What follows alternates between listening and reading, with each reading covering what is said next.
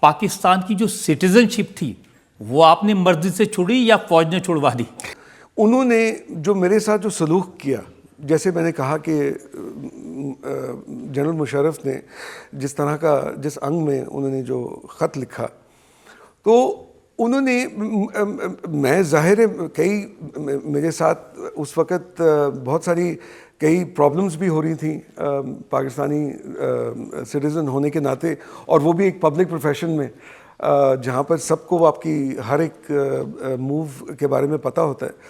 اور میں نے ان کو کئی دفعہ اپروچ کیا کہ مجھے پرابلم ہو رہی ہے، مجھے پلیز ہیلپ کر دیجیے. اب گول مول باتیں کیا کریں، سیدھا بتا دیجیے انہوں نے آپ کا پاسپورٹ رینیو نہیں کیا تھا.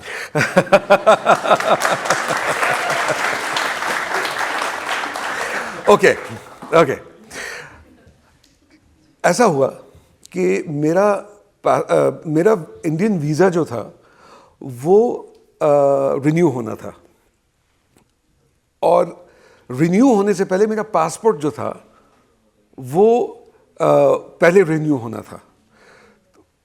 تو میں نے ریکویسٹ بھیجی دلی کے ہائی کمیشن کو، I need renewal of my passport. تو کافی عرصہ گزرا اور مجھے کوئی جواب نہیں آیا. تو مجھے پھر کہا گیا کہ آپ ذرا، ہمیں تو جواب نہیں آیا، آپ وہاں سے ذرا پوچھیے گا.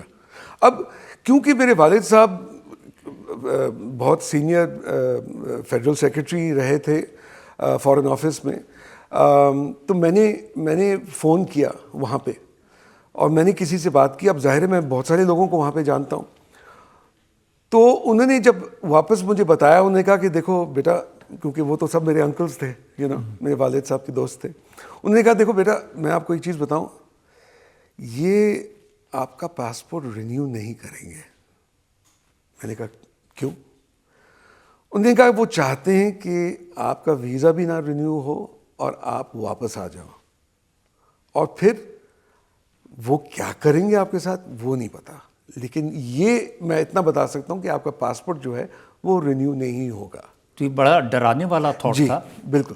تو یہ حقیقت تھی، اور جب مجھے یہ پتہ چلا تو میں نے پھر یہاں پہ ہوم منسٹری میں نے ان کو بتایا کہ یہ میرے ساتھ ہو رہا ہے. تو یہاں کون سے انکل تھے کہ جنہوں نے آپ کا پاسپورٹ دیکھا اور ٹھپا لگا دیا؟ بڑا مشکل ہوتا ہے پاکستانی کو ہندوستان کی ناگرکتا ملنا.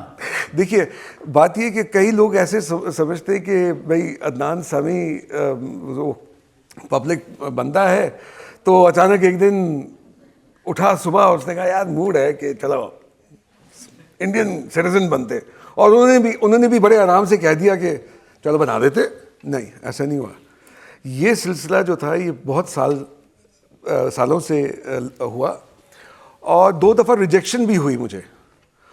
فائنلی یہ ہوا کہ یہاں پر جو سٹیزن شپ ایکٹ ہے اس میں ایک سہولت ہے گورنمنٹ کو کہ ان کے پاس ایک سہولت ہے جس کے تحت وہ کسی بھی انسان کو جو اسپورٹس کے فیلڈ میں یا سائنس کے فیلڈ میں یا آرٹس کے فیلڈ میں ایک مہارت حاصل کی ہو، وہ ان کو ایز اے اسپیشل کیس وہ ان کو سٹیزن شپ گرانٹ کر سکتے ہیں.